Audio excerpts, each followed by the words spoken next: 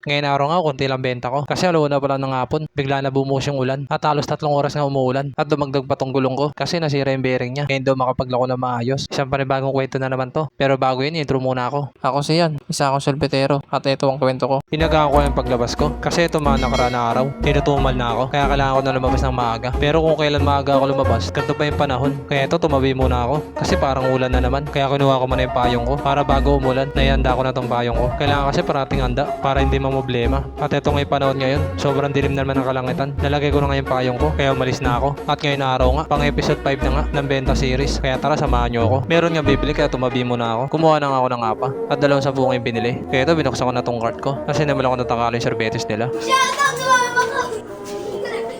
Natapos ko na ang takala yung sorbetes nila. Kaya ito, binigay ko na sa kanilang 2. At meron pa nga nagpahabol. Kaya kumuha ulit ako ng 2 apa. At tinakala ko na yung sorbetes nila. Natapos ko na ang lagyan. Kaya ito, binigay ko na sa bumili. Sinarado ko na itong cart ko. At di na rin nga ako nagtagal, umalis na rin nga ako. At buti na nga lang, kahit ganito yung panahon, meron pa rin bumibili. Nandito na nga ako sa court. At meron nga bumili. Kaya kumuha na ako ng 2 cup. 2 yung binili nila. Pinuksan ko na itong cart ko. At sinimula ko ng takalang sorbetes nila. Kanina pa nga makulimlim. At parang babaksak na yung ulan. Kaya ito, binibilis ako yung kilos ko. Natapos ko ng takalang sorbetes nila. Kaya binigay ko na sa 2 bumili. Sinarado ko na itong cart ko. At ito na nga yung panahon ngayon. Sobrang dilim na ng kalangitan. At parang uulan na. At habang nandito nga ako, meron nga ulit bumili. At siya nga daw magtatakal. Kaya inayaan ko na lang siya. Kaya ito ako na lang gawak ng cup. Gusto niya daw kasi maging ako. Huli ka! Alam dito. Tuwan-tuwa nga siya kasi sa wakas naranasan niya na kung paano magtakal ng sorbetes. Pero payo ko sa'yo, huwag mo na pangarapin maging sorbetero. Natapos na sa pagtatakal. Kaya ito binigay ko na sa kanya. Kasi narado ko na itong cart ko. At di na rin nga ako nagtagal, umalis na rin nga ako. Baka kasi dito pa mabutan na ulan. At ito na nga yung sinasabi ko, bigla na nga bumuhos yung ulan. Kaya ito, sinilo ko muna tong cart ko. At mukha nga matagal-tagal tong ulan na to. Yun na nga mga boss! Lakas ng ulan! Biglang tumulan. Ayun na, sira na po ng subitero. At ito nga, no, ito pa nga lang benta natin mga boss. At ito pa nga lang benta natin mga boss. Mga nasa 200. Ano ba yan? Maras naman. Ayun nga, dahil nagkating panahon, ay ingay. Ituloy marinig boses ko sa ulan eh. Ang benta natin, ayun nga, ganun pa lang. Paano, masama ang panahon eh. May ano eh. May thunderstorm. Kaya, wala tayong magagawa, diba? Pero satsagay natin to pag uminto to. Pag uminto to, maglalako pa rin ako kasi konti pa lang benta natin eh. Kaya tara, let's go!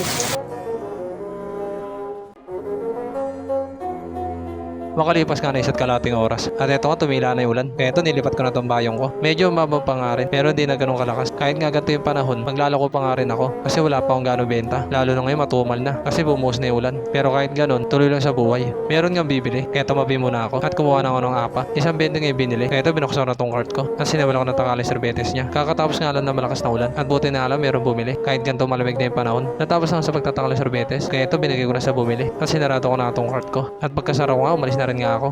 Ang balas naman mga boss. Nasiraan ako ng gulong. Yung bearing nasira. Tignan nyo yung gulong ko pag ewang-ewang.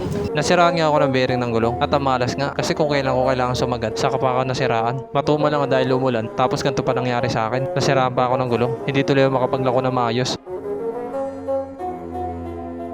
Tinaro nga maulan. Nasa ulan. Pero kahit pa paano, may bumibili naman. At ito pa nga lang benta ko ngayon mga boss no. No, nadagdagan naman siya. Kaso, oras na. Ay nako, ulan kasi na ulan. Oras na. Ayun pa lang benta ko, makagawa ko eh. Lakas ng ulan kanina. Siyempre pag umulan, matumal talaga eh. Tignan natin kung may bibili pa. Meron nga ulit bibili, kaya ito tumabi na ako at kumuha na ng 10 piso na cup. Binuksan ko na nga itong cart ko at siniwala ko na magtakal ng sorbetes. Ang pogi mo talaga, Krongkrong. Natapos nga sa pagtatakal ng sorbetes, kaya ito binigay ko na kay Krongkrong. Sinarado ko na itong cart ko at yung pagkasara ko, umalis na rin nga ako. Maaga pa nga pero pauwi na ako kasi nirapan na ako maglako kasi yung gulong ko nasira na. Tumabi muna nga ako. Ay nako, maras talaga ngayon. 400? Tama ba? 400 700 lang benta ko. Kulang kasi bigla. Umalis na nga ako kasi nakita nyo na yung benta ko. Eh, ang benta ko ngayon na araw, 700. Ano kasi, biglang umulan, ang tagal bago tumila. Siguro mga 3 oras. Inagaan ko na lumabas kaso wala eh. Kaya paano mga boss, hanggang dito na lang. Peace, salamat.